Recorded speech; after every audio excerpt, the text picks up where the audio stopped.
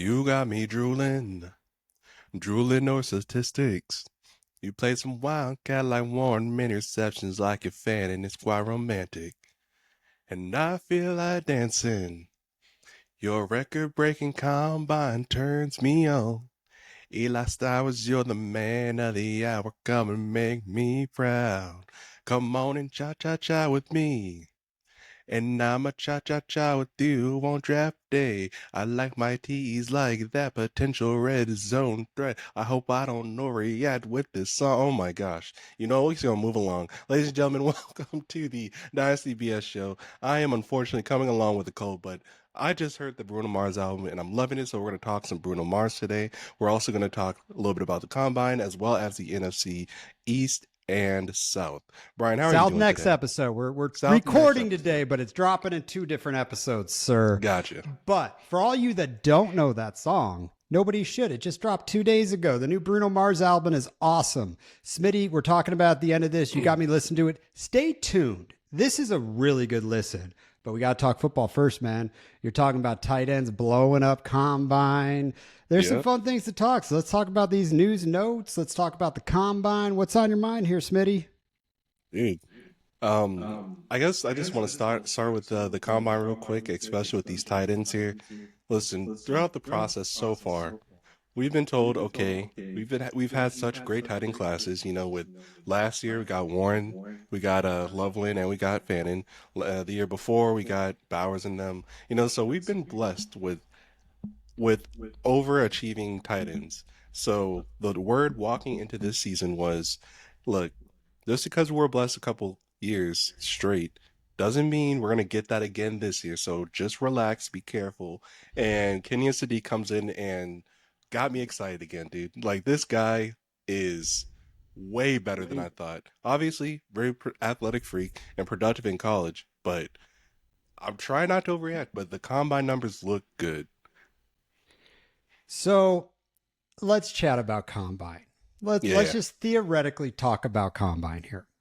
So does the Combine matter? And I always like to have this conversation. I don't think we've actually had this on the pod because we're like everybody else. We get caught up in this damn Combine. It's great. It's amazing. We got nothing going. We love seeing the speed. We love seeing all these athletic freaks. But you know who didn't blow up the Combine?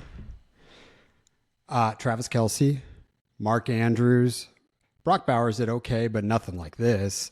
Trey McBride didn't. Who else can I go down the list here? I mean, way too many. Like, even mostly all of them. Yeah, mostly all the best ones. Yeah. And you get these athletic freaks like Kyle Pitts, who great rookie season, great end of last season. The hype train's back on. But the reality, when I talk about this tight end, what's his full name? It's Kenyon Sadiq. Kenyon Sadiq. He dropped a lot of footballs last year, dude. Ooh. That's what I do know. But it's going to be interesting. Of course, we're going to go all in on this tight end. He's going to fly up draft boards. If you get the opportunity to put a tight end on your team that can matter, you're going to draft him, dude. But do you believe that the Combine matters for today's NFL? I mean, to be honest with you, no. I think what mattered the most was the stuff, like some of the personal interviews and some of the stuff they did in college. I think that's what matters a little more than these combines.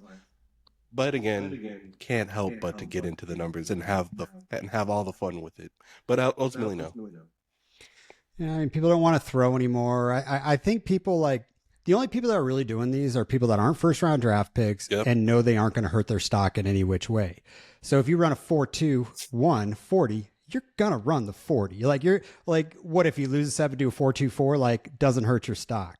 But let's I just did a little chat GPT on this one. Fastest 40 times by position.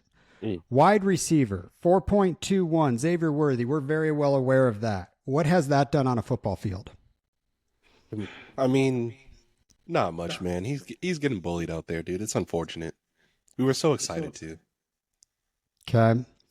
Running back, Chris Johnson, 4.24, done. Speed matters at the running back position. That's what I will tell you in the combine. It matters, especially when they're talking about the 3 down back. that can block as well. Speed matters to get to the outside and run in the tackles. Quarterback Michael Vick, solid 4.33 on the 40 time. But then we got the new tight end. We got Kenyon Sadiq. We got boom. I mean, those are the big ones. And even you go back to the Henry Ruggs, Deshaun Jackson.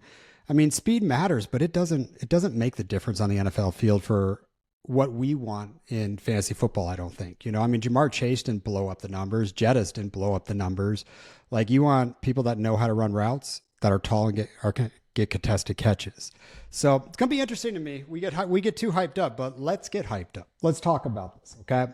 So let's talk about this tight end, Kenyon Sadiq. Where do you think he's going to go in these rookie drafts? And let's talk about a full point tight end premium. Just start one tight end right now.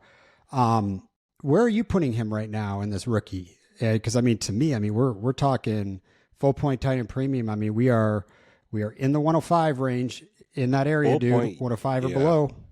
Yeah, definitely. Okay, to be honest with you, and just because I'm literally walking out of combine land, and I'm going to need your help to get off this ledge, but yeah, I kind of like him more than at least two of the big three receivers. So, one, Jeremiah Love, which, holy crap, another fantastic combine. Fernando Mendoza, two, maybe. Three, one of those receivers, fine. Four. So I would go as high as 103, but again, way too hyped off the numbers. And four is probably the true earliest I would go. And that's for a full point. Starting one. I am in. But I will also say this. I don't expect him to be that guy year one. Because he might get drafted, to be someone's backup. He might. I think if Isaiah Likely goes, I think this is a good spot. We could look at a landing spot. God, yes. For him, play behind Mark Andrews. Any landing spot's going to be good, but I think the tight end revolution's here, bro. I think there's more tight ends that matter, but the top five in this format are going to matter. If you get a chance to get one, you draft him, he bust, move on. It just is the way it is. We got the possibility of everyone busting. Marvin Harrison couldn't bust. Everyone that we could tell you couldn't bust ends up busting. Like, sometimes there's luck in this one. Landing spot, the right connections of the coaches. But let's talk about your running backs here, because you got these stats up. I know you do. You've been following this more. My mom's been in the hospital all week, so I don't have all the stats. But we got Love running the second fastest, 40, and he wasn't happy of his time. He did everything he needed for me. He's RB1 in this. We can put him in the Gibbs. We can put him in the Bijan category of, generational talents. He's already making backflips in the end zone, during the combine. He's doing everything. And to me, who's the kid that ran the fastest 40 from the running backs yesterday? So the fastest 40 is Mike Washington Jr. from Arkansas. He did a 4.33, which is freaking nuts. I'm trying to see what else he did at that out there, but yeah, 4.33, Mike Washington Jr. Shoot, I don't have Bashal Tutin's numbers up, but this guy definitely earned him a couple looks just for that speed alone. I'm really trying to wow, this page is taking a while to load, but I'm really trying to get his other results. So I'm not too big on this draft class. I haven't been too big on this draft class. Yeah. And it sucks because about 18 months ago, I was really high on this draft class, and it just didn't shake out the way that we thought it was, which is also leading up to the fact I'm doing startups. Everybody is gung-ho for 2027 first now. And I'd like to remind communities that things change rapidly, and all these evaluations we're doing to get these 2027 first can change very quickly, although it does look like it's a solid draft class. But I think this draft class is going to be in the defensive side. I think it's going to be in the offensive line side. And I think there's going to be a bunch of wide receiver twos with the possibility of 1, 2, maybe 3 that have the potential to be a wide receiver 1. But you usually don't get 3 in a draft that are going to actually do it. So I'm not that big on this draft class. I'm not. I'd rather 27 first. I'd rather known players right now like I was. And even if I'm rebuilding, I think I'm going to rebuild in the next year's draft class. But is there anything at this combine that's showing you want a piece of this first round after, let's say, the 105? Because the 105, let's say we got 1 QB, 1 RB, 2 wide receivers and a tight end, or let's say we're past the 106 and you got 3 wide receivers and a tight end? Yeah, I actually really do want to add uh Eli Stowers. I do want to add him. He is, in my opinion, at this point, the tight end two. He run a 4.5, 4.51, which is, pretty cool for a tight end for a tight end with that size. Highest vertical jump and highest broad jump since like the 2000s. So this guy, that might, I mean, we're really just talking about numbers here, but that might show itself up in the NFL. But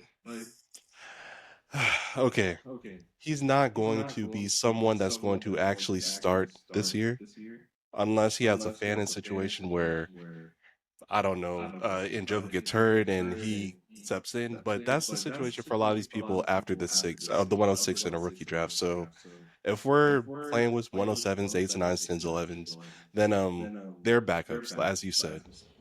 But the I think opportunity has to so. work out, and injury is abound. So I do think some of these guys will get opportunity, even in the second round. I got a lot of 111s and 112s this year, Smitty. Congratulations, Smitty, by the way. I got to tell you, man, the league we hate the most because of the name, the TR, I won't even read it. It was finally dropped by your boy over here. I took second in it last year and finally decided to bounce out. But I got to tell you, I did something really nice. I knew I was going to bounce out of this league, and I want to tell this to everybody. We all want to win a championship. There's no trade deadline in that league. I had my first, and I had my first next year. And I got offered Matthew Stafford because I was trying to get a QB because I needed a QB. Daniel Jones went out on me. I needed a QB, and I threw another tight end in that super flex. I didn't take that trade because I didn't want to leave that team without 2 firsts moving forward. I do win that league if I take that trade, and I respect myself that I did it and took second. So sometimes I get you're leaving a league. You can't go all in. You know what? If you know you're leaving, leave it right. Leave yourself intact. All right, man. So what I'd say is let's not pay too much attention in this combine. I don't. I just think it's gonna make us make stupid decisions and take too many first rounders when we can go get players that nobody wants anymore, like DJ Moores and you get your T Higgins. Like they're just players people have moved on from that I think you can. One player, Smitty, I'm getting a lot of offers in. It just makes me laugh a little bit because obviously I don't listen to anything we talk about on the pod. Yeah. I'm getting a lot of offers for Matthew Golden.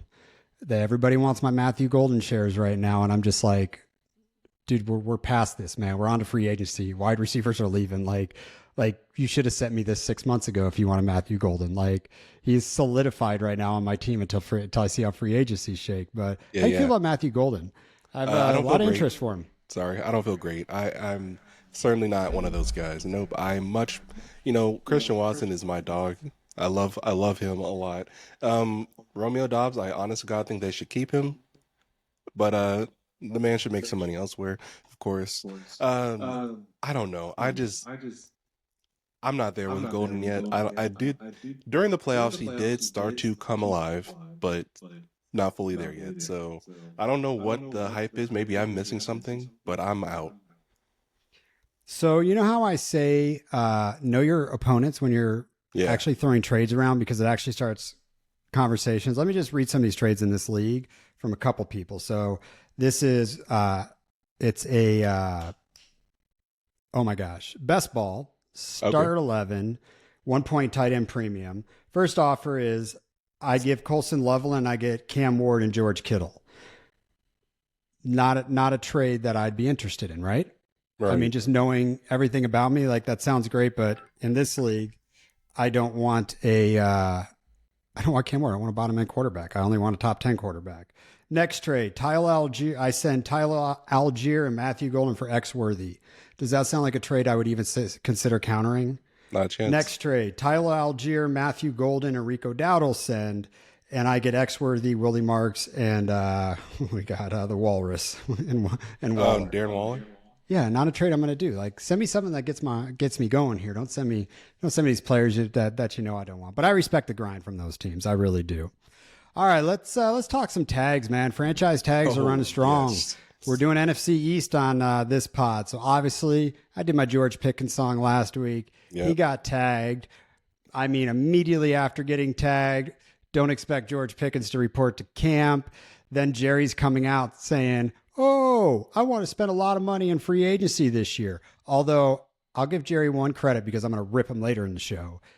I'm actually glad he got ahead of Javonte Williams and got that contract done. That it wasn't your normal BS from the Dallas Cowboys. And I hope it sets the tone for this free agency so we actually get a competent franchise participating in free agency properly, opposed to the circus that they usually do. But what do you think about that Javonte Williams 3-year deal they did? I feel like this is, I hate to say it because it's their MO, but a little early. A little early. They could have looked around a bit. That's how I feel. They could have looked around a bit, honestly. No, but seriously, shout out to Javonte Williams, though. I'm so glad of he kind of did respark his career, which is fantastic. We were worried about him, and he did perform. It's just, why did you give Javonte the money when you could have gave it to Pickens? I'm not saying I'm not saying that deal would have been enough for Pickens, but like, you could have replaced Javonte, in my full opinion. So I think it was a little early, to be honest. But shout out to Javonte, good year, and I do think they could build on what he did in his season 2 with the Cowboys. Yep. I believe they should not have spent money until they figure out the Pickens, just like you said. They shouldn't. Yeah. And I get it. You might lose your running back. This is your running back. There's more pieces at play. If your wide receiver 2 is so pissed he doesn't show up, your running back doesn't matter. Like that's just kind of where I'm at. Like it just doesn't. And the resurgence of people building their careers, Smitty, I mean, we know the quarterback conversations over the last few years, but running backs too, man. Javonte Williams, resurgence of his career. Rico Dowdle, I mean, I know he tailed off, but doggish. You know, David Montgomery still being that doggish. And by the way, David Montgomery and the Lions, I saw a report today, like he's ready to move on. Like I would much rather have David Montgomery than Javonte Williams in a Dallas uniform because he fits that dog role more. It's an opportunity. Like it's the personality fits there. Dude, that is insane. See, they definitely went too early because if they could have got Montgomery, and there's so many other players that probably are going to leave, like Aaron Jones. Aaron Jones is a Cowboy, the Cowboy killer in the building. I mean, just too early. Shout out to Javonte though, we love him, but Kyle Pitts got tagged, dude. Yeah, that was. We're talking about that division today too. Yeah. Oh, yep. True. I guess I'll just save it for that one, but that's interesting. Let's tag a player without a quarterback. That's just sounds freaking awesome, right? Just friggin' awesome. All right, man. Let's jump into these NFC East a little bit here. So this is like the one I like to talk about. I love talking about the East just because it's got the Dallas Cowboys in it. It's just fun. The division went so many years with different people winning the division every year. There's some hatred in this division. We got new coaches in this division. But what are you interested in right now in this off season? And what are the teams that matter the most to you to moves they need to make? Okay, well, if I have to choose a GM better than Les Snead, if I have to do it, I gotta say all eyes are on the Eagles. Listen, Howie Roseman, this is your time to shine. Y'all got embarrassed, even though y'all were solid. Y'all got embarrassed last year. The world are looking at you guys like somewhat frauds.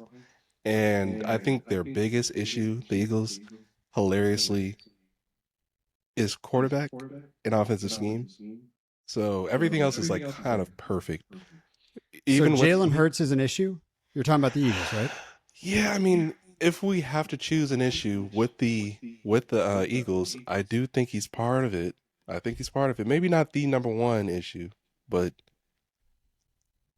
he's part of it, and maybe it's a AJ Brown thing. Maybe it's more so Brown than Hurts, but I do look at the quarterback a bit. Yeah, I think they have a head coach problem, dude. Like I think they have a head coach problem. Yes. Because this thing has been so dysfunctional, even though they've got a Super Bowl and they've won a lot of games. It's been 3 years of whatever the hell is going on in that organization. It's been there. AJ Brown's going to get moved. I can't imagine. I just can't imagine them keeping AJ Brown on this team. I know Patriots are looking at him. Got the Vrabel connection, but I would like to see what Jalen Hurts could do with another head coach because there seems to be beef with those two, even though it always goes back to AJ Brown. It just seems like every once in a while we get these nuggets like, coach and quarterback aren't talking. There's always a little bit. And I do view Jalen Hurts as a leader. I view him as a man amongst men. There's no BS with Jalen. That's the thing. He wants to win football games, and he'll win it in any which way you have. He'll throw it on his shoulders. He'll pass the ball. He'll run the ball. He'll be a dog. I want to see him represented with a coach that's a dog. I mean, we can talk about a Campbell, a Vrabel. Like, I'm talking about like a man's man that understands how to go do your business the way Jalen does. But I do think there's other QBs in the fantasy where I definitely would rather have than Jalen Hurts. I mean, I've done a good job at liquidating a lot of my shares going into last year on Jalen Hurts, minus the one I got from you. Or no, did I give you Hurts? No, I gave you Lamar for Hurts. That's right. I needed Lamar on a bye because Hurts was on a bye. I wish I had that one back. Shout out. I'm only down to one Hurts. But here's the thing. I actually do still think he's elite. So it's just he's okay. So then elite. Let's put it on the offense. And then just the offensive scheme. It really is just coaching. I actually have zero idea if they replaced their OC because he was awful. Patula was really bad. Still beat the Rams though, so what am I talking about? But you're right. I think this should finally be Sirianni's last year. And I don't really care if he has a winning record. If he just doesn't improve his record this year, I think he should go. I think his leash should be tight. I agree. If I'm the GM, if I'm the owner, I've already sat down with Sirianni and I've let him know, look, you are not going to make it through next year if dysfunction and arguing persists on this team. Yep. You have a very thin leash. If it's week 2 and the team is where they were last year, you're gone. We're moving on. Like, get your ship in order. And maybe he can. I don't think A.J. Brown's the issue, dude. I don't. I think A.J. Brown, we give him so much crap because he's reading books on the sidelines. Like, the dude's mentally trying to get into a football game and he gets pissed when he doesn't get the football. Sign me up for that wide receiver on my team, right? Like, amen. I want someone that wants the friggin' football. Throw me the football. I will catch it. So, but here's their free agent. So Sam Howell's a free agent. A.J. Dillon's a free agent. Johan Dotson's a free agent. Grant Calcaterra and Dallas Goedert and Kylan Granson. They got 3 tight ends who are on free agents, 3 offensive guards, and fair amount of defensive players. So, and I apologize, don't know their offensive line too good, but Brett Toth, Fred Johnson, and Matt Pryor are all scheduled to be free agents. So they're losing a little bit. I mean, I don't think they're losing anything crazy, but I do think they are probably going to be looking at wide receiver in this draft coming up because I don't think Devontae Smith is going to be able to do this on his own. I think they need a wide receiver, dude. And I think this is a draft where you can find one. But is Devontae Smith a 1? Like, do you project him as a 1? Because, I mean, he was the 1 last year. You know what? To be honest, I do. It's just people with his frame do scare me. Like, I can't they buy can it, get bullied. dude. They can get bullied, but he's still too good for that, really. So yeah, I can and will project him as a 1. Very excited to see who that 3 is going to be. I mean, if they can get Dobbs as a 3, we're back. We are back. They'll be number 1 again in the division again. But that tight end though, okay, this might be the best place for Kenyon Sadiq to be a thing immediately. Agreed. Like, agreed. Wow, I didn't realize that they're getting rid of all of the freaking tight ends. Like, that is I don't know if they're getting rid of them. They're just on NFL. This is just NFL Live's free agency list. I mean, Goddard was such a red zone target. You really can't replace that. But if you want to try, Kenyon Sadiq might be the guy. So if we talk about Sadiq a little bit more. So the one thing that we're learning about tight ends right now, tape on Bowers, tape on Warren, tape on Loveland. All we talked about going to the combine and into the draft was their tape and play on the field. Yes. All we're talking about Sadiq here is combine numbers, and how smart he is at the moment. Not necessarily like an elite talent. Like, I'm talking about when Saban said about Bowers when they were asking him, who are the players you're looking at? And all he said is Brock Bowers is an effing problem. In the entire SEC, he was an effing problem. No one's saying that. Can this kid get into Warren and Loveland tier? Like, can he get there? I'm talking about play now. He's going to get there in the draft, rookie drafts, but can he get there on the field? No. I mean, because again, walking like right before the combine, the word on him was, look, don't get too excited. He's not, his scores are not quite those of a Loveland and Warren. So you're right. Going back to what he's done on the field, it's nothing like those guys. It's not. So he's going to have to, if we're going to put them in a tight end ranking, he's going to be below some serious vets. And that's fine. But with time and opportunity, I think he can get there. Yep. If I'm the Eagles, I'm getting rid of A.J. Brown. and I'm going to make him the scapegoat, which he shouldn't be. But I'm going to get rid of him. I'm going to get something decent back, second, third, fourth, get something back. I'm going to spend as much money as I possibly can on the offensive line of this team and the defense, and I'm going to get back to giving Saquon Barkley the friggin' football, because it was a night and day difference of Saquon Barkley 2024 versus 2025. And we see that in the running back side. But let's be real. Saquon's the reason they won a Super Bowl. Like, they rode him the entire year to that Super Bowl, and they're like, yeah, you know what? Maybe we should do something different this year. And while we're at that, we're not really going to throw the ball either, which was the most wild part about it to me. So I think there's some dysfunction that needs to be fixed.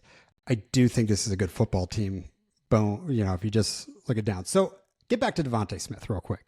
Yep. Would you prefer Jalen Waddle or Devontae Smith? Devontae all day. Devontae all day. I can't, dude. And I don't even like Jalen Waddle.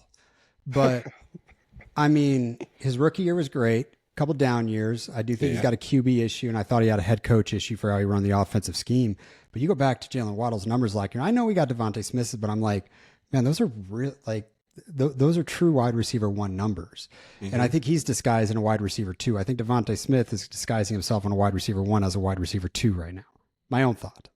I could be completely wrong, but I would prefer Jalen Waddle. But I would prefer what I could get on top of either one of them for each player. If I get third on top, like that's what I would prefer from a liquidity standpoint. Let's get into these Dallas Cowboys, dude. So talked a little bit about them. Here is our free agency list. We talked about Javonte Williams signed extension, but we got Miles Sanders. By the way, listeners, I do want to say something. I was going to say at the top part of the hour. In passing, I said something about Rondale Moore last week, specific to free agency, nothing other than that. Bad day for the timing of the words I use, and I'd like to sincerely apologize to a player that was in Arizona Cardinals, who I did always care about. So, listeners, I apologize. It was nothing meant other than the fact he was just going to leave in free agency. That's it. Just the worst day to say what I said. Wasn't meant that way. Please forgive me. My heart still hurts on that, guys, because the human being I am. All right. Anyway, wide receiver Jalen Tolbert's going to be a free agent. We got 2 offensive linemen, Hakeem Adeniji, Robert Jones. We've got Jadeveon Clowney, the free agent every single year. Jadeveon Clowney, best play in college ever when he hit that kid and the helmet popped up. I still will never forget that one. Dante Flower, Sam Williams, and we got 3 linebackers, Kenneth Murray, Jack Sanborn, Logan Wilson, and a safety and Donovan Wilson. This team needs to pay George Pickens, and they need to build their defense. Their defense was awful last year. It starts at the linebacker position. I think they've done a good job in the interior. I actually do like some of the trades Jerry did to shore up the interior of that. But that's it. That's it, man. And in this division, that's not going to work because they got a new head coach in New York who's going to play some physical football now, dude. Yeah, can't wait till we talk about that. Yes. Yeah, 100%. I mean, let's just be honest. The offense was great. And I really feel like if they didn't pay Javonte, they could even improve on the running back. But seriously though, offense was great. Keep Pickens. Gonna be impossible to replace him with what they're trying to do. So, I mean, honestly, now that I think about it, the tag was the only thing that made sense, truthfully. Sorry, my man, but you had to get that. He had to. Like, dude, Clark was a great addition in there. And then the other defensive, who's the other kid they brought in? Logan Wilson. Logan Wilson, no, but there's someone else. It was Quinnen Williams. Quinnen Williams, thank you. Yes. That was the one. That solidified. I was like, oh yeah. That kind of, and I even said the trade of, when they let Parsons go, when they brought, Williams in, I was like, okay, like I can see this, but that's just the D line. That's just the D line. Parsons was part of the D line and a linebacker. So I think they need to do this. The circus. Do you think the circus stops this year? Do you think they have learned the ways of their mistakes the last decade? No, dude. I think they're about to be really flashy in free agency. Like, I think they're going to be flashy in free agency. They're going to be flashy in the draft, and it's going to be even funner. Oh, my gosh. And then the Pickens. The Pickens tag is just it's going to be a circus on its own, unfortunately. But I understand why they had to. They had to, because this defense needs serious help. And it really is, like, kind of their only issue. So there's only 2 people in free agency, one you'd have to trade for. There's 2 people I want on this team. Okay. The first one starts with Max Crosby.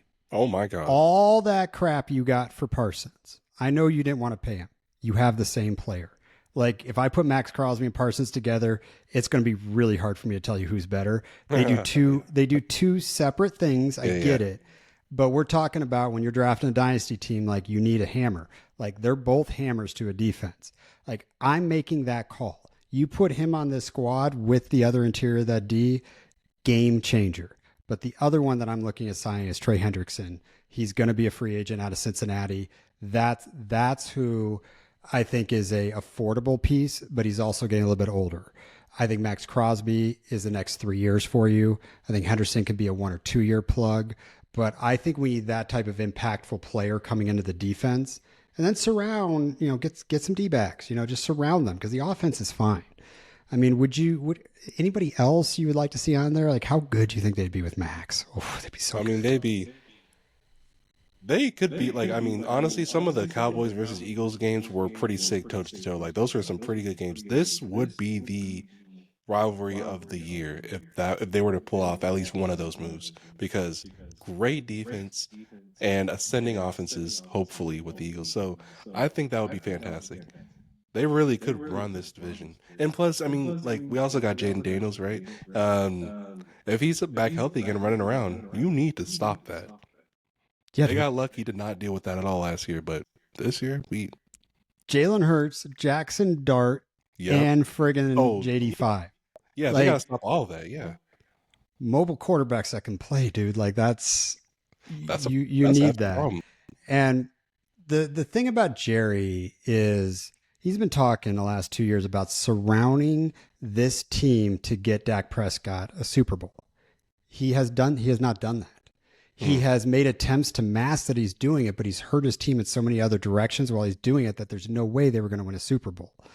So, I mean, Dak doesn't have a long time to go on the Super Bowl run. I mean, we got 12, 24, 36 months top when you're like, yeah, do we pencil Dak in here to be that competitive? My biggest thing I talked last week, I want Pickens back on this team, but I don't want to end up a Cincinnati issue, dude. Like, I don't want to end up where you got just this awesome offense and no defense. Like that sucks for real football. Yeah. And that's what I'm afraid is going to happen here.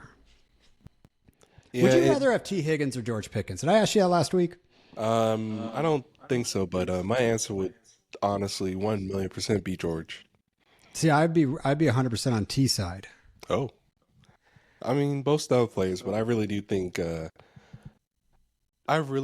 George could be, if CeeDee Lamb was, I mean, we even saw at some points last year, but if CeeDee Lamb was on a completely different team, George Pickens with a competent Dak is a wide receiver one, like straight up, maybe a top 5. Jamar Chase on any other team, T. Higgins is the wide receiver one, dude. Like, yeah, yeah, that's true, right? But I would probably have him like wide receiver 7 overall, while I have Pickens at 5, if not 4.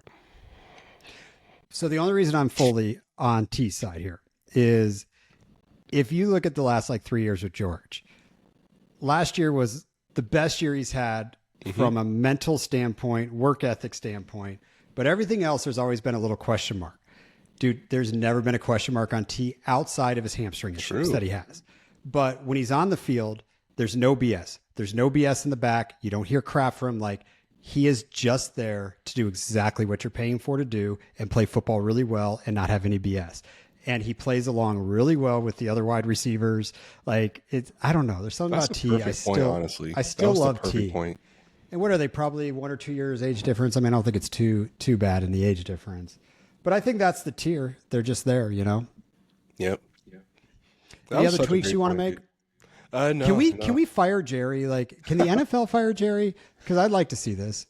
Dude, you know what? That's going to be such a shock. Like, what would that team even look like? Like, I mean, honestly, they would be a middling team without him, because he adds. They are a middling team, dude. I mean, that's true, but his flair adds to the team. It adds something. It really does. They will be realized as a middling team without it. I mean, actually, I'm lying. It's going to be a significantly better team because there's so many good bones there now that I'm thinking about it. It's the Dallas Cowboys. They call it America's team. They have the #1 TV contract of any football team. They make more money than any other franchise. If Jerry just said, look, I know he said he wants to spend money in free agents. If he just came out and said, all you free agents out there, I am going to break the effing bank to get a Super Bowl. Come on. I will pay y'all anything to get a Super Bowl this year. Like, that's what Jerry needs to do. At this point, like, he just needs to do it, because if he doesn't do it this year, he's not winning the Super Bowl next year. He's not winning after that. Like, just go for it. And if you wreck your team, you're almost dead anyway. Sorry, Jerry. Whatever. You look like crap these days. All right.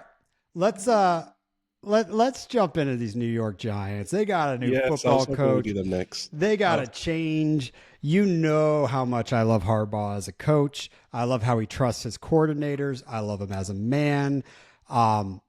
You know how bad I wanted the Cardinals to get him, and Cardinals were never even a thought for him. Our franchise is not in the direction that he wants to go. He wanted his quarterback. He wanted his defense. I like what's going on in New York right now, but where are you seeing this? And especially with how Jackson Dart is going to play moving forward with all this talk about his injuries last year. Yeah, I think John Harbaugh is going to bring stability, is the word culture? I don't know if it is. Yeah, dude. It's as culture as it gets. Yeah. This is culture. Like, he's really about to bring freaking consistency. Now, why I'm so excited for that with Dart is because that kid just he does low-key what he wants. And Dayball totally let him. Like, kid, play your style. Just make sure we win a freaking game. And unfortunately, as close as they got, it never really happened. So, yeah, this I can see Harbaugh saying, listen, Lamar did all this. So if you can do, like, I mean, he's going to just set boundaries, and that's going to be fantastic. And honestly, Scatterbo, when healthy, is going to need that too, because I can't have Scatterbo be overly productive and then get hurt before we really need him. So Harbaugh's already come out and said he wants to run a 2 RB set. He wants a 1A and 1B. Like, that's perfect. He's always done that though. You know, I mean, hold on, never mind. I'm going to take that all back. Even the last 3, like, even with Derrick Henry, he still had somebody back there getting touches, but I'll take that back. He really did ride Derrick Henry a little bit the last couple of years. Yeah, I mean, I just think that's good, because, dude, Scatterbo, I'm so happy Scatterbo is like that guy, because we need him healthy, man. We need him healthy. We need him using his head properly. No more concussions, man. At least limit the hell out of those. Same for Dart. So I feel like this stability is great. I'd suffer fantasy, but 1A, 1B didn't really do Jahmyr Gibbs wrong. You know, didn't really do Bijan wrong. Oh my God. Whoa. Can we get Algier in this building? I mean, you know, maybe I don't want Algier to go there. I've got a perfect spot in Arizona. I wouldn't mind him. Actually, I've got a perfect spot in a lot of places I'd like that guy to go. But let's talk about what Harbaugh was missing the last 5-6 years. Yes. He was missing a wide receiver 1. 100%. He never got that wide receiver 1. They tried. He didn't get it. Check mark. You got yourself a wide receiver 1. Harbaugh has always liked a running quarterback lately. Check mark. You got that. He loves a tight end. Now, we can talk about Theo Johnson all we want on where he's at in the tight end rankings here, but the reality is that is a very special connection that he has with Jackson Dart. Check. He's got his tight end. Defensive line. I like the physicality there. This team is on the verge of a breakout, and I think Harbaugh has tools he hasn't had in a while. Now, you take that all with a grain of salt because he does not have Lamar Jackson. I don't care how good Jackson Dart will become. He will not be Lamar Jackson. Lamar Jackson is a talent in this league that it's not even generational, dude. It is, I mean, there's been 4 or 5 quarterbacks with his skill set to ever play the level he does. They don't come around too often. And he's bigger. He understands how not to get hit. So he doesn't have that, but he's got all the other pieces. Can the New York Giants win this division next year? Not yet. No, because I mean, in order for him to do that, the Eagles need to like officially fall apart on offense this year. Like, that's the only thing, because that defense is still, oh my God, I just remembered now. Jackson Dart, even though he played his style, was able to beat the Big Bad Eagles on defense. So it's possible. Honestly, it's possible, but I don't think it's going to happen immediately. I think they're going to be a pretty good football team next year. Okay. I think they're going to be a very good football team next year. But here's where we're attacking. All right, here's our free agency. Russell Wilson. Even if something happens to Russell Wilson today, I am not going to feel bad when I say he does not matter to this team, free agency, and the NFL. Isaiah Hodgins. Let's see. This is the one that they have to bring back, dude. Wan'Dale Robinson. Yep. This is attack mode number 1 to bring him back. And if they don't, they better upgrade. I think Wan'Dale played really well last year. I don't see any difference between Zay Flowers and Wan'Dale Robinson. I don't see any difference. In fact, I might actually prefer Wan'Dale Robinson at this point. But I think he fits the scheme. I think that's number 1. So let's say they don't bring Wan'Dale back. Who would be that wide receiver 2 that they'd be attacking, or they got to get in the draft? I mean, Lemon Tate. Who's the other guy? Lemon Tate and why am I blanking on the other guy? Lemon Tate and I'm getting so annoyed here. Who is the other guy? Okay. You're sick, dude, and I'm just getting over being sick. My mom's in the hospital. My brain's not. But let's just talk about free agency here.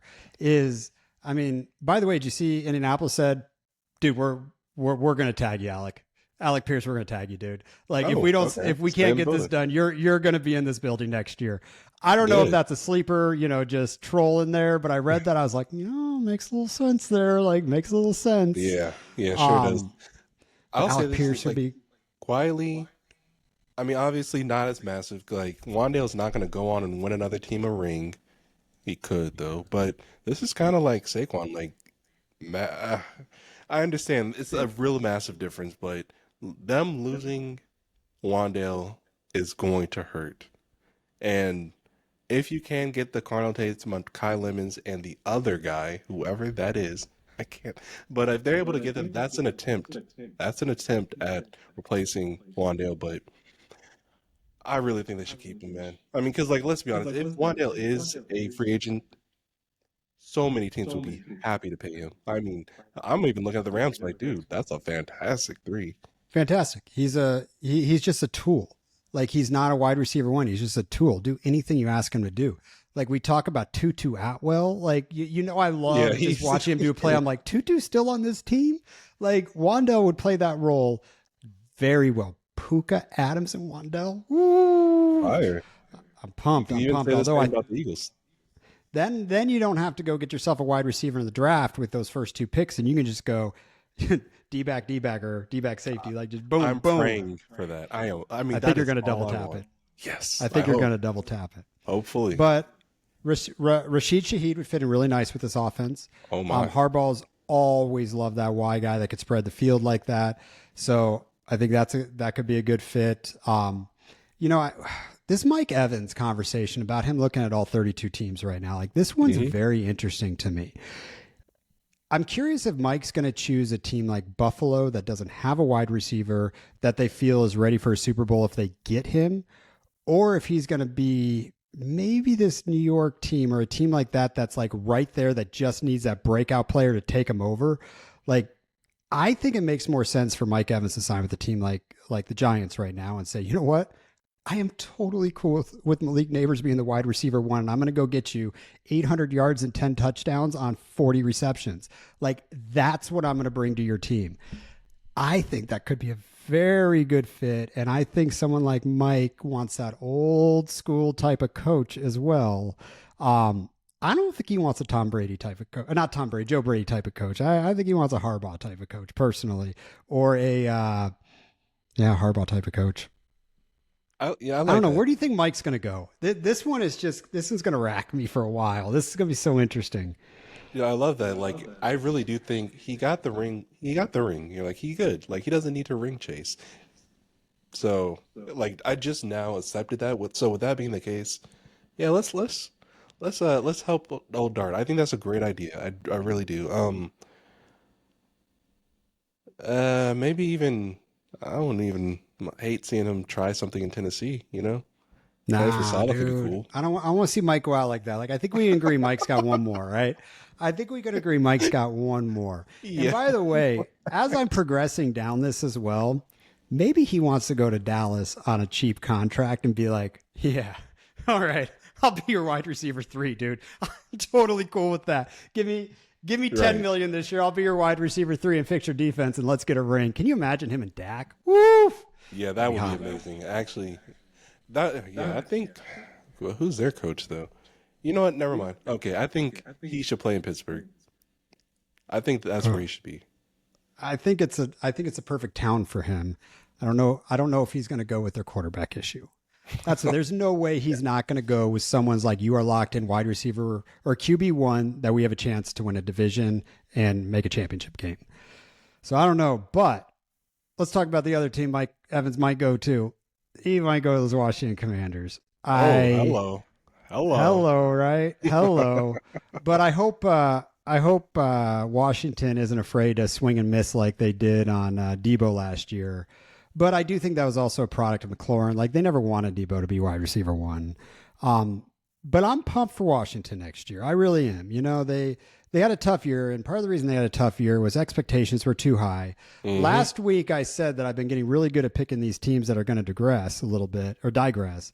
I picked Houston the year before, and I did pick Washington last year. Now, I think I was right because of the JD5 injury, but it wasn't so hot until then. I have much better days ahead for this Washington offense. I think JD was just not healthy at all last year. And when he was, his wide receiver 1 wasn't healthy. So for me, we got to fix a wide receiver issue. Yes. Terry's getting old, dude. Terry's getting old. Like, we just need to realize that. There's really nothing else there. We need to find a tight end for this team. We need...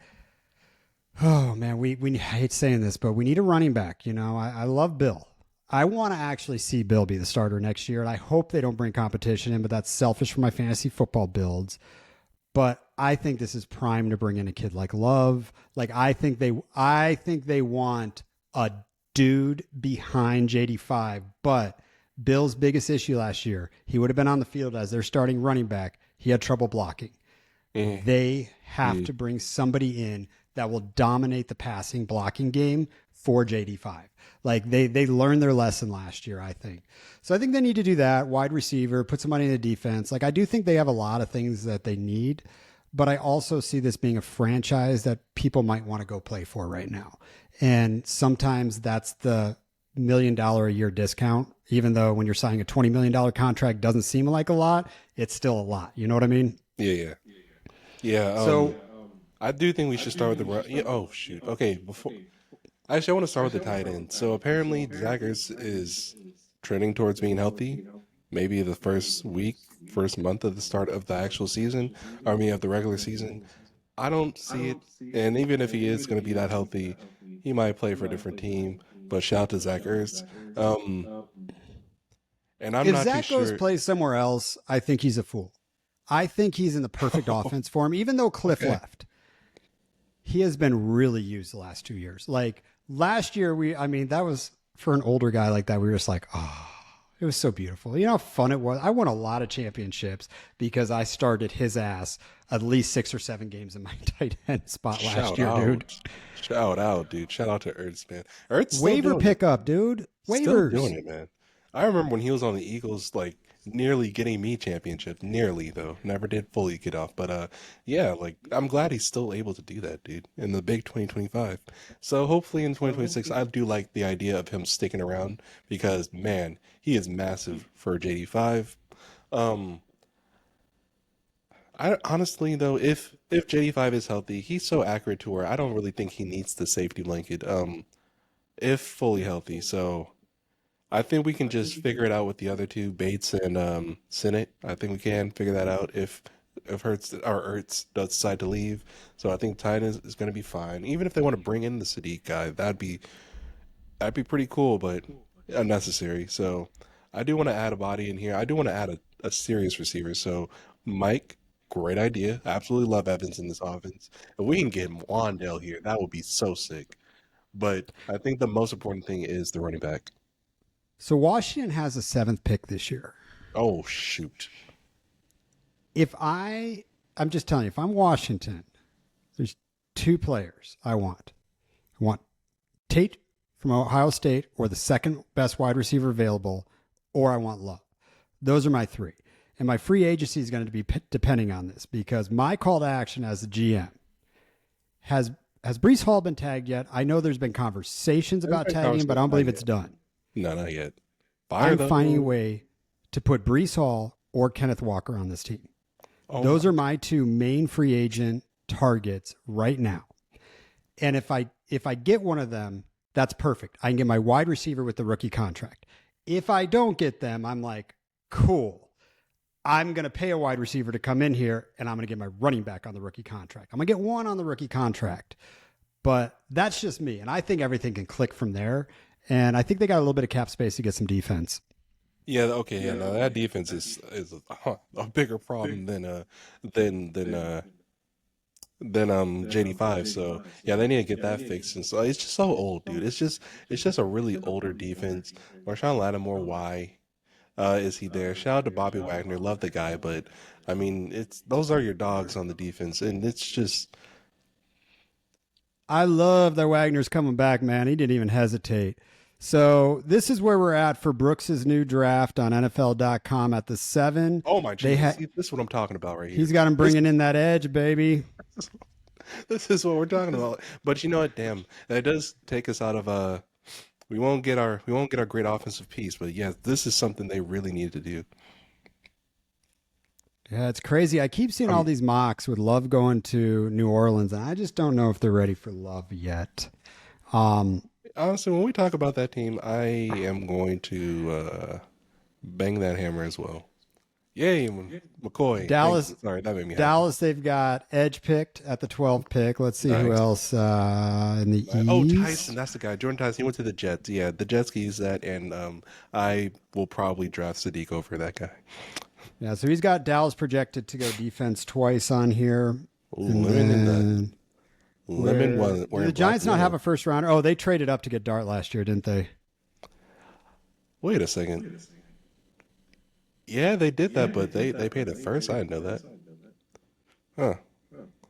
I might be losing it. There they go. They got Caleb. They got the 5th pick there in the we draft. Wow, they got the 5th pick. I didn't know that. All right. Okay, yeah, I'm going to backtrack. We're going to break down music in a second, but I'm going to backtrack here.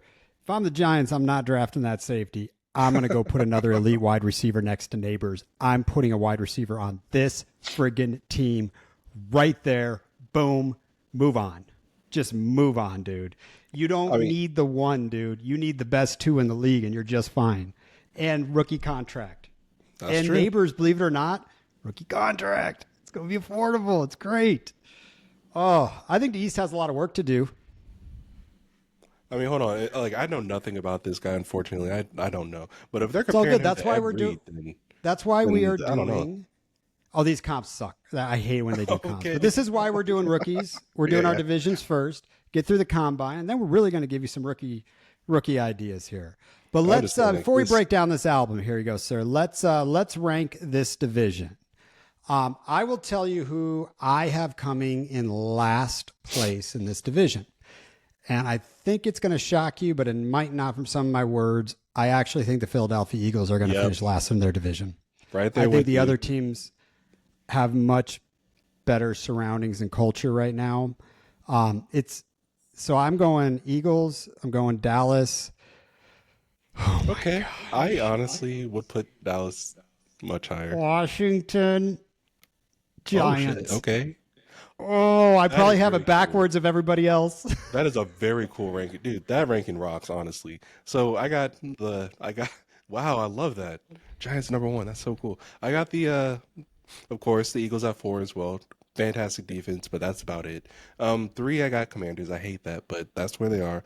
2, yes, I agree. I do feel good about the Giants, but #1, I mean, if we can figure this Pickens thing out, which honestly, they got the tag, and that might be a mess, but I really enjoyed what Dak was doing out there. So, yeah, fix that defense, then yeah, I feel really good about them being #1. I just see the Giants this year being a story like Denver last year. We talk about bad coaching. We talk about culture. The reality is good coaches do really good things when they have talent. And nobody thought Denver was going to do what they did last year. But, I mean, what's the difference between Jackson Dart and Bo Nix right now in the rookie season? I don't think there was too big of a difference. Very similar, athletic, mobile quarterbacks, throwing high percentage rates, using it, and then you get a great coach. It's like, oh yeah, let me scheme an offense for this shit.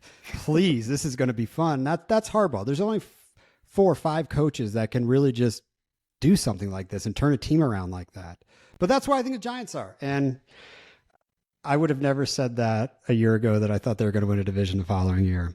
Same. All right, man, there's the rankings. We'll see where this one goes. Write those down, our rankings, because I'm going to forget that. I want to post all these. All right, let's talk some Bruno Mars, man. I was thoroughly impressed. So, Smitty, I sent you a text. I said, your music, you got the opening. We're going to pick each. We did some grunge for me earlier last week.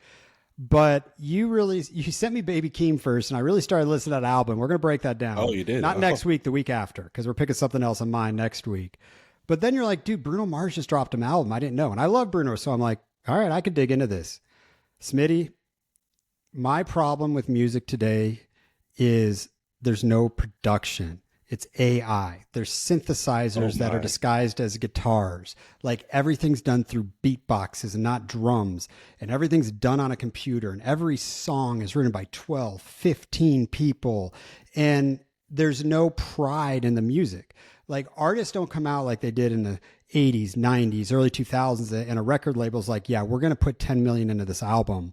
That doesn't happen anymore. It's like, dude, you got 20,000 to make this album, make it work. So you got to use all those tools. Mm-hmm. This album, Smitty, first song in, Risk It All. So also the problem with music now is songs have to catch people in this ADD world with all these streaming services. If they don't hear something they like in 30 seconds, they're on the next one. This song, Risk It All, is how you start an album. Beautiful Spanish guitar going into it. Just and amazing. You had to wait for it, too. You had to wait for it. I had to wait that was for such it. a great point. You've got the horn section in there. You've got everything going on in there. And it's beautiful lyrics, but this was an interesting structure for a song. That's why I like it. So it wasn't the traditional verse, chorus, bridge, chorus, out. This was verse, chorus, bridge, guitar solo, chorus, out. And it was amazing to me because at this 2-minute, 15-second song, when he hits the bridge, he's singing these beautiful lyrics. This Spanish guitar just takes over. It changes the chord and it goes into literally a bridge guitar solo with horns backing it up. Just sounded all amazing, Smitty. But I'm going to pull up some lyrics, but talk to me a little bit about your side, and I'm going to get on to a little bit more of mine. Yeah, so Bruno Mars, he really is one of those artists that every time he drops, you should expect quality because, like you said, he is really bringing in production. I mean, I didn't realize that these budgets for these albums are lacking, and he totally has the money to really put into the music, and it always sounds like it. Like even his previous project, that collaboration with Anderson .Paak, like all that stuff sounded incredible. Like his music always sounds, hate to say it, but real. His music always sounds real and sounds like it came from a place of love of the artistry. And this album right here, The Romantic, exactly that. We are back in, like we still have these older influences backed by a guy who can sing so beautifully, especially to all the 12 women notes. he loves. He's one of the only one out there, all 12 notes right now, dude. Yes. I've only heard this album a couple of times because it just came out, but I can see, or listen, this time last year was the time when the Bad Bunny album came out, and I never put it down. This will probably be that year, where this will probably be the album I'm obsessed with throughout the 2026 because this thing came in strong. Like you said, that opener, Risk It All, perfect intro. And then we get to the cha-cha. I was going to say, yeah, get to that. Get to cha-cha. Got this song Cha-Cha-Cha, which is just a blast because while he's doing while he's using these beautiful horns that you mentioned, the hook is like interpolating Juvenile, like so cool. Like the things that we can do like today, like just with just being able to interpolate these hip hop songs, these slow jams with that type of music. I really love the fact that we can get that and it sounds decent. Like I'm just really happy with this album, but I love that song Cha Cha Cha, probably my favorite. Oh, so great.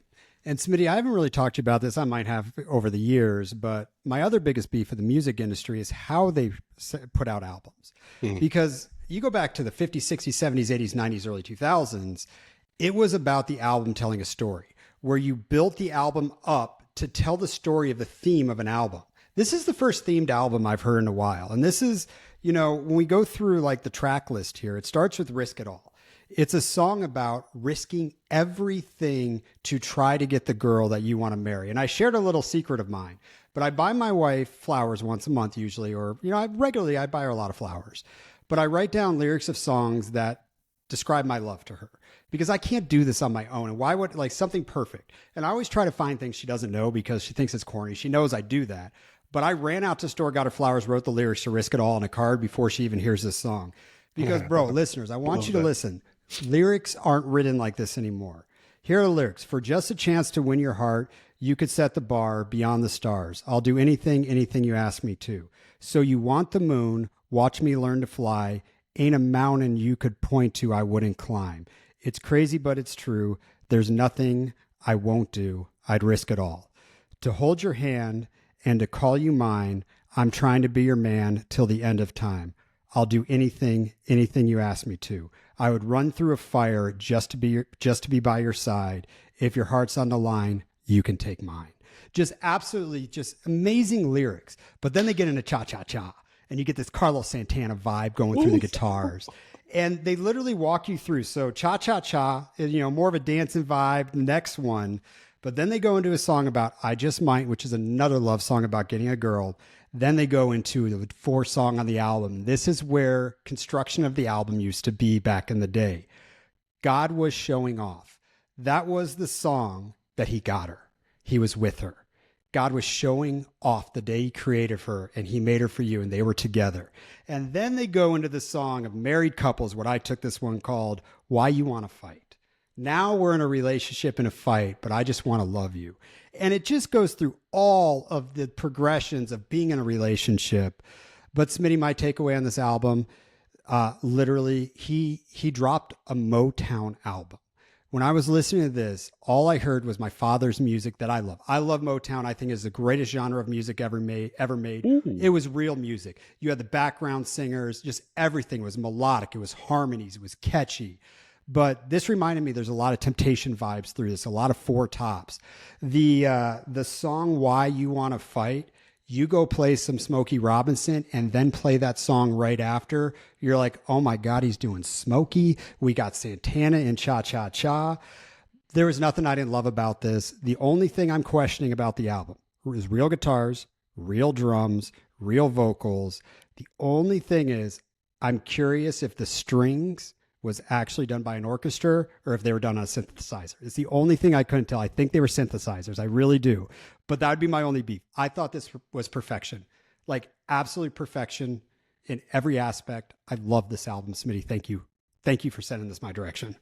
Hey, look, it just showed up on my Spotify. First off, that's crazy that you can tell. Maybe it's not, but I think it's pretty wild that you can tell if it's real or not. I mean, I think that's impressive, dude. I can't tell at all. Like, I'm just like hearing it and saying, oh man, it sounds beautiful, but to be able to tell the difference, that's actually, damn, that's fire. I'm going to give the listeners and you a little secret here of something I found in the last 6 months of my life. And it's a YouTube called with Rick Beato. It's called Learning Music or Someone with Rick Beato. Look him up. What he does is, I've listened to music my whole life. Like, I can understand like tone and tune, like I can hear that, but I don't really know. I don't really strip it down and listen to different parts. And I've never understood why my ears love things so much. What Rick does is he starts doing this series called What Makes This Song Great?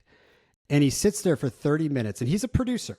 And he wants you to know what producers are hearing and why they're putting things that you don't even know you're hearing in songs. And he'll take the synthesizers, he'll take the lyrics, he'll take the bass.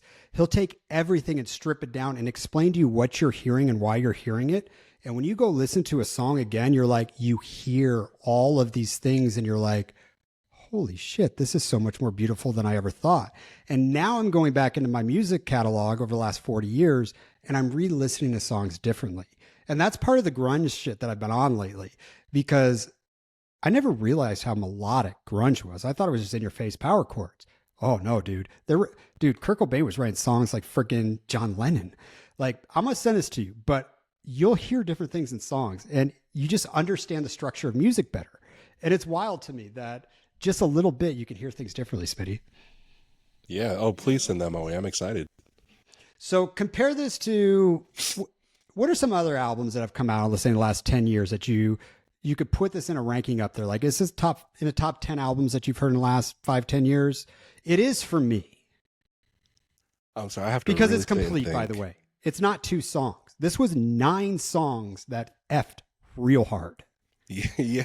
And I gotta say also the fact that it's 31 minutes is also like massive. Like there is no fluff, no BS, and that honestly is gonna have to put in a top 10 because too many bands, too many artists, especially rappers, are playing the streaming game where if you have a bunch of songs on the album, it boosts their streaming numbers, but it's often filler, often. And this one didn't even bother doing that. I love that. So top 10 past, I don't know yet. I don't know yet. A little too fresh for me. I think I do still have some preferences with some. Yeah, I don't know yet. I don't know yet, but it's definitely strong for me, and I do think I'll be listening to it throughout the year. Like from this point, like literally every day, if not every week. So some of my top albums are from punk artists because like it never effed with the music. Punk's always been punk. It was never produced. Like, I mean, it's just, but man, it's up there. I texted you this, the last album that I thought was like really friggin' produced right. Like just sounded gorgeous was Bruno Mars 20 Karat Gold, dude. Like that was the last one where I'm like, man, just everything was there. And then he hits this one. I'm like, all right, Bruno, man, like you're sticking strong to music. This is one of my favorite albums I've heard in a while. This one's going to be on my playlist for a while. It's just so mellow too. It gets me out of being pissed off about things. Like, when the Cardinals don't get Malik Willis in free agency, I'm going to put this album on. I promise you, I'm going to put this album on. Like, it's just going to be, all right, I'm going to sing about my wife, To Hold Your Hand. Like, I mean, yeah, I love it. Listeners, listen to it. If we don't double tap on a cornerback in the draft, then yeah, I think this is going to help me a lot. Oh, if they double tap on quarterback, if they do get their 2 safeties or D-bags, man, you're going to be put on System of the Down and just having fun.